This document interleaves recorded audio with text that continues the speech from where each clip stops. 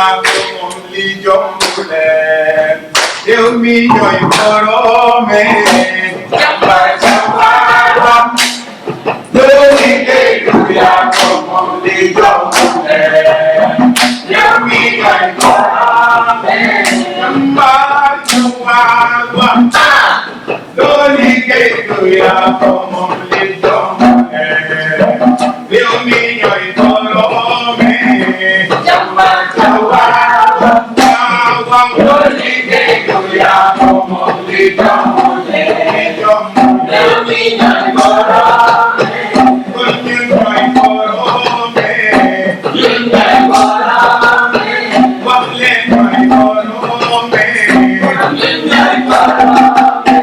Il existe dans ce pays mais une respiration essentielle à toute vie humaine. Elle parle sans blesser. Elle agit sans s'agiter. Elle ne cherche pas à humilier. Elle travaille à redonner confiance. Ce nom n'est pas un simple sigle administratif. C'est un symbole, une boussole, un serment public. Ce nom, c'est l'Office national de lutte contre la fraude et la corruption.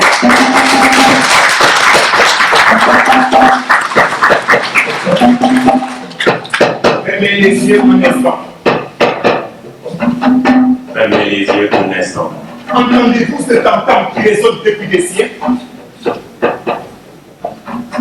Ce n'est pas seulement un instrument.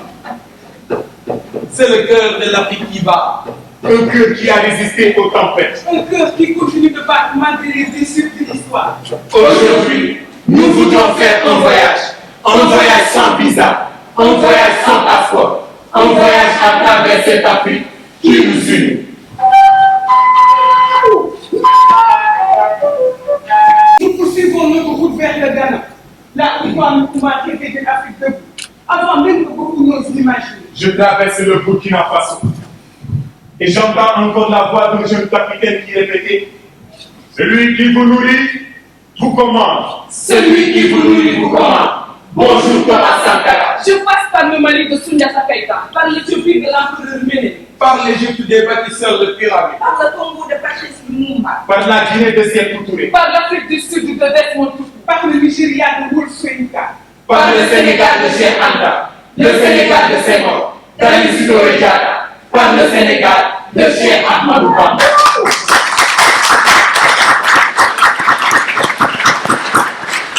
et partout où je rencontre les fortunes qui ne donnent dans aucune banque. cette valeur qui ne dépend ni du pouvoir ni de l'argent. Oui, c'est vrai. L'Afrique déborde de modèle.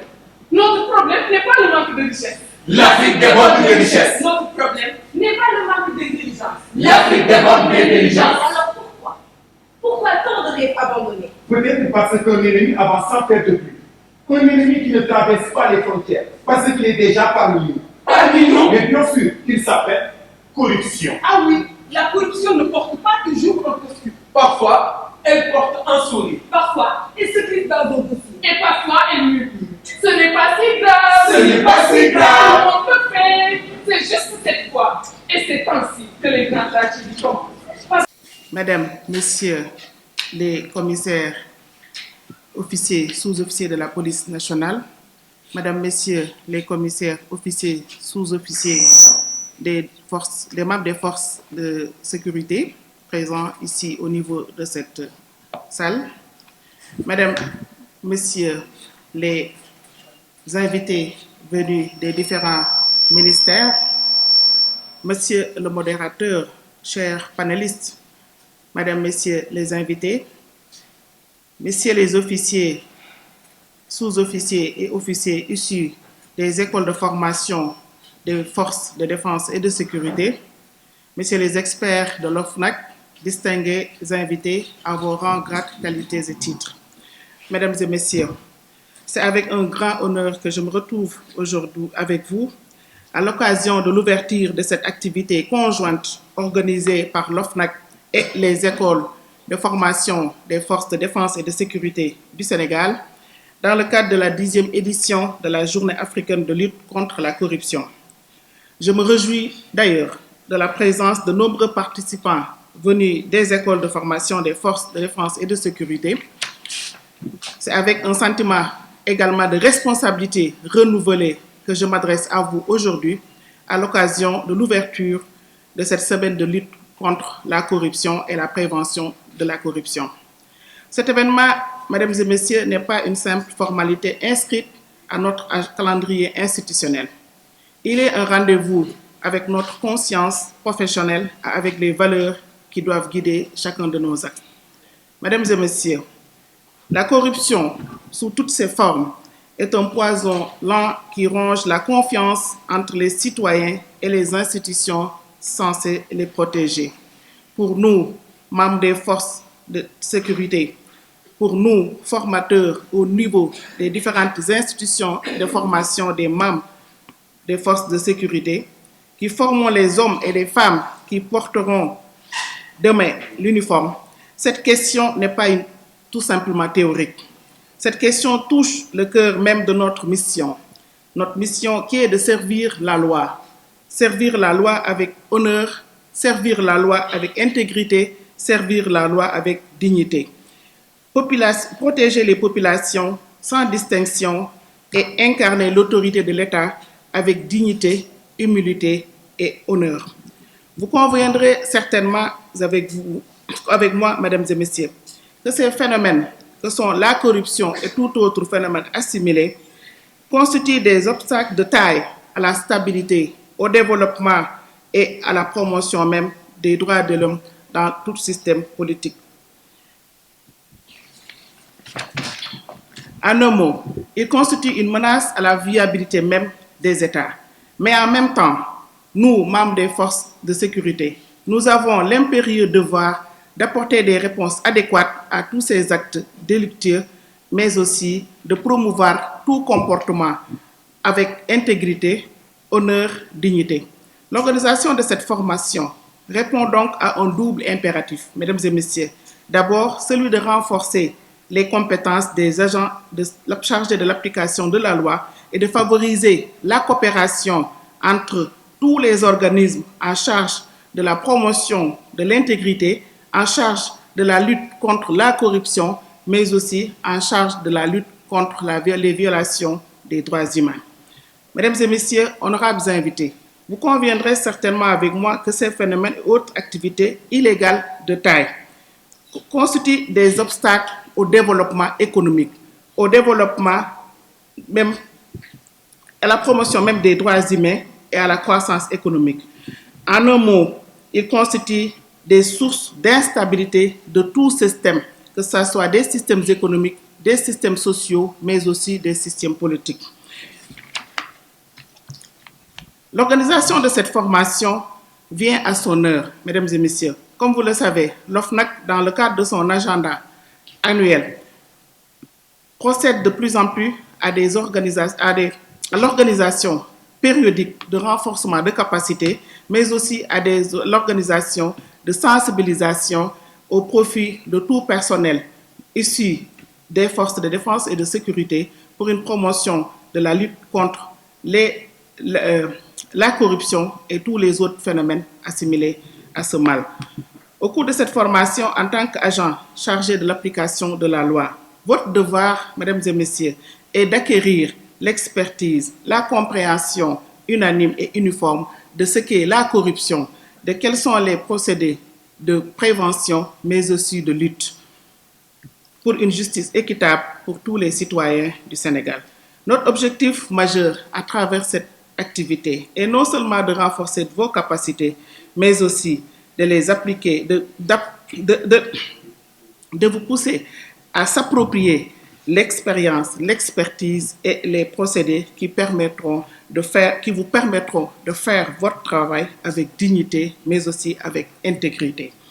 Je tiens à remercier, mesdames et messieurs, l'OFNAC et tous les experts venus et les partenaires impliqués dans l'organisation de cette activité. Je voudrais aussi, mesdames et messieurs, remercier vous tous pour votre engagement dans le cadre de la lutte contre la promotion des bons comportements, l'intégrité, mais aussi la promotion de la lutte contre la corruption. J'espère que cette activité permettra de consolider davantage vous, personnel issus des écoles de formation des forces de défense et de sécurité, vos connaissances, votre compréhension sur tout ce qui est la corruption et les phénomènes assimilés. Ce faisant, chers participants, vous contribuerez ainsi à faire de ce pays que nous aimons tous un havre de paix pour tous les citoyens, avec un service de qualité à tous les citoyens et la lutte contre la corruption et tous les autres phénomènes assimilés. Je vous remercie pour votre aimable attention.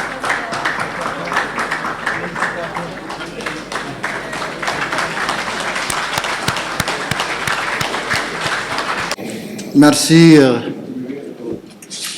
Monsieur le Président de l'OFNAC, chers collègues, Madame la Directrice de l'École de formation de la police et des forces de défense et de sécurité, Madame, Monsieur, l'ensemble des personnels ici présents. D'abord, nous remercions très sincèrement l'OFNAC avec l'ensemble de son équipe et l'ensemble aussi du peuple sénégalais pour un accueil chaleureux, pour cette marque de considération depuis que nous sommes ici sur le sol sénégalais. C'est aussi l'hospitalité sénégalaise, d'autant qui est connue aussi au plan international, que nous sommes en train de vivre sur le terrain. Donc nous remercions très sincèrement pour cette marque de la considération et aussi de la solidarité africaine. Nous saluons les efforts fournis par l'OFNAC dans le cadre de la prévention et de la lutte contre la corruption. Vous savez très bien que la corruption, c'est un véritable cancer qui gangrène le développement économique de nos États africains. La corruption, c'est un mal, c'est quelque chose qui est venu d'ailleurs, pas de l'Afrique, mais qui est venu ancrer dans notre comportement quotidien et qui savent tous les efforts du développement, tous les efforts de nos États pour promouvoir le développement économique et social de nos États. Vous savez bien que la corruption n'est pas seulement un frein au développement. La corruption, c'est aussi une atteinte aux droits de l'homme. Parce que la majorité de la population est victime de cette corruption. Non seulement la population qui est victime, mais ceux qui œuvrent dans la corruption sont aussi autant victimes de ces mal que eux-mêmes qui les font chaque jour. Puisque l'Afrique ne manque pas de ressources pour booster son développement. Vous avez, nos États ont accédé à l'indépendance déjà depuis plus de 65 ans, 66 ans. Certains ont déjà 70 ans de l'indépendance. Mais si vous prenez les tableaux relatifs à l'indice de développement humain, malheureusement l'Afrique tient la queue. Mais aujourd'hui, c'est l'un des continents qui regorge beaucoup de potentialités économiques, beaucoup de ressources et beaucoup de la matière première. Mais malgré ces potentiels, malgré ces ressources, pourquoi nous sommes assis toujours en bas, n'est-ce pas, de l'échelle des nations modernes du monde? C'est cette corruption qui est venue d'ailleurs et qui est venue une source véritablement de notre mal, notre frein à l'épanouissement, au bien-être social. Et les choix faits par l'OFNAC pour organiser la cérémonie de cette journée de l'Union africaine lutte contre la prévention et de la corruption au sein de la police nationale n'est pas un choix fortuit comme il l'a dit. En fait, avec une police intègre, une police qui jouit d'une probité véritablement morale, une police qui est au service de la nation. Si l'État arrive à se doter d'une telle police, l'État aura beaucoup gagné dans la lutte contre la corruption. Je pense que c'est un choix très judicieux. Et si la police arrive à exercer son service, ses activités au service de la nation, dans la dignité, dans l'intégrité, dans la protection des ressources publiques, le pays aura atteint la mission de lutte contre la corruption.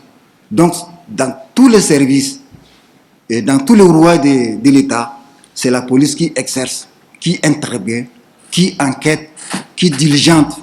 Donc, avec une police intègre, vous avez très certainement un pays vertueux. Et j'espère que les conclusions qui seront issues des débats qui vont être maintenant engagés dans cette journée serviront véritablement une grande orientation, non seulement pour prévenir et lutter contre la corruption pour le Sénégal, et serviront aussi pour nous, Tchadiens, étant donné que notre pays est au bas de l'échelle en matière des pays les plus corrompus de la planète. Nous servirons aussi des orientations, des guides pour éradiquer ces mâles afin que les nations modernes, les nations africaines puissent s'arranger au rang des standards des nations modernes qui respectent la protection des biens publics à travers le monde. Je vous remercie.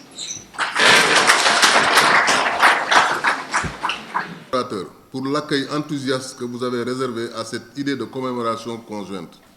Je voudrais également saluer la présence parmi nous d'une délégation de haut niveau de l'autorité indépendante de lutte contre la corruption du Tchad, actuellement en visite d'échange auprès de l'OFNAC.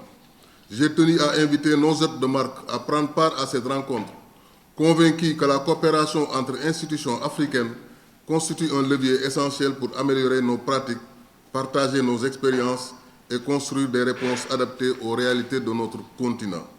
Monsieur le Contrôleur général, votre présence, Monsieur le représentant du Contrôleur général de police, votre présence ainsi que celle de vos collaborateurs donne une portée particulière à cette célébration. Elle témoigne de notre volonté commune de renforcer les liens entre institutions sœurs, de favoriser l'apprentissage mutuel et de faire vivre de manière concrète l'esprit de solidarité africaine qui sous-tend la journée africaine de lutte contre la corruption. Mesdames et messieurs, comme vous le savez, la journée africaine de lutte contre la corruption commémore l'adoption le 11 juillet 2003 à Maputo de la Convention de l'Union africaine sur la prévention et la lutte contre la corruption. Le thème retenu pour cette 10e édition, à savoir intensifier la promotion de l'intégrité et les actions de lutte contre la corruption à travers l'Afrique, nous invite à dépasser les déclarations d'intention pour engager une véritable transformation des pratiques. Cette ambition suppose de renforcer la prévention, la coordination institutionnelle, les capacités de contrôle et d'enquête, tout en agissant sur des facteurs qui favorisent le phénomène. La corruption prend racine dans l'opacité, la faiblesse de la reddition des comptes, les conflits d'intérêts insuffisamment encadrés et la peur de signaler les irrégularités. Elle devient particulièrement dangereuse lorsqu'elle cesse d'indigner et que le citoyen en arrive à penser que l'accès à un droit dépend d'une faveur, d'une relation ou d'un paiement indu. Au niveau des frontières, la corruption favorise les trafics de tout genre. Dans le cadre d'une enquête, elle entrave la manifestation de la vérité. Au niveau des contrôles et des décisions opérationnelles, elle crée des vulnérabilités que les réseaux criminels peuvent exploiter. Dans un contexte marqué par la criminalité transnationale organisée, le blanchiment de capitaux, le financement du terrorisme, la cybercriminalité, l'évolution rapide des menaces, la lutte contre la corruption ne saurait donc être dissociée à des stratégies de sécurité. C'est ce qui confère aux forces de défense et de sécurité une place stratégique dans cette lutte. Leur contribution ne commence pas seulement lorsqu'une infraction doit être constatée ou qu'une enquête doit être ouverte. Elle se manifeste quotidiennement dans la qualité des contrôles, la rigueur des procédures, la préservation des preuves, la fidélité des procès-verbaux, le respect des droits et le traitement impartial des citoyens. Un contrôle conduit avec professionnalisme renforce la confiance. Une enquête menée dans le respect de la loi protège à la loi la société, les victimes et les personnes mises en cause.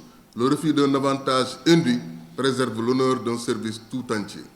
Les forces de défense et de sécurité sont ainsi des acteurs majeurs de la prévention, de détection et de répression de la corruption.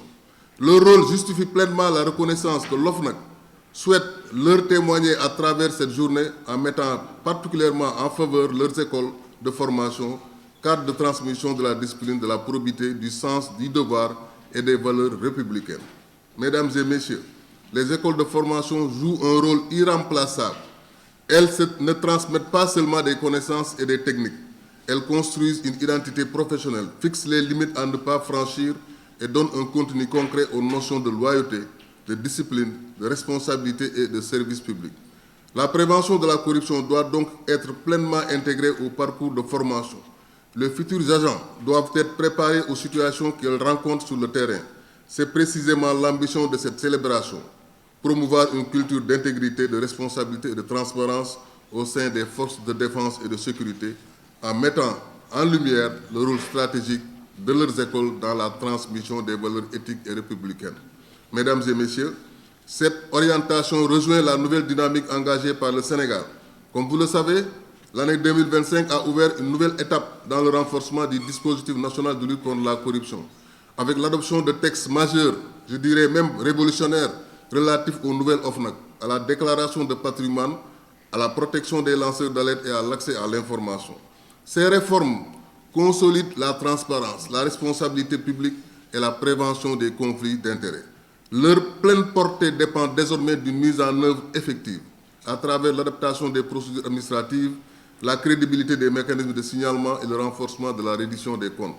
Dans cette dynamique, l'OFNAC entend pleinement jouer son rôle d'institution indépendante, rigoureuse et résolument tournée vers des résultats. Le projet de création d'une académie anticorruption répond à cette vision. Elle constituera un espace de formation, de réflexion et de production de connaissances destinées à préparer aussi bien les spécialistes de la lutte contre la corruption que des responsables capables d'anticiper les risques d'intégrité. Les écoles de formation des forces de défense et de sécurité auront une place importante dans cette dynamique. Des modules spécialisés, des formations de formateurs, des études de cas, des simulations pourront être développées pour répondre aux risques propres au métier de la sécurité. Une telle collaboration donnera une portée durable à la rencontre de ce jour et permettra d'inscrire le partenariat entre l'OFNAC et les institutions de défense et de sécurité dans une logique concrète et orientée vers les résultats. Mesdames et messieurs, chers élèves, au cours de votre carrière, vous rencontrerez des situations dans lesquelles aucun manuel ne pourra décider à votre place. La décision que vous prendrez engagera votre uniforme, votre service et l'image de l'État auprès du citoyen. Votre intégrité restera peut-être silencieuse. Elle ne fera pas toujours l'objet d'une distinction et ne sera pas nécessairement connue du public. Elle n'en constituera pas moins une victoire pour la République. À toutes les femmes et à tous les hommes des forces de défense et de sécurité qui servent notre pays avec courage, discipline et probité, je voudrais exprimer la reconnaissance de l'Office national de lutte contre la corruption.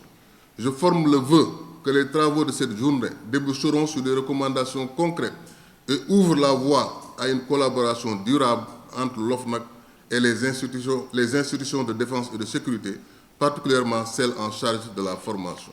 Je vous remercie de votre aimable attention.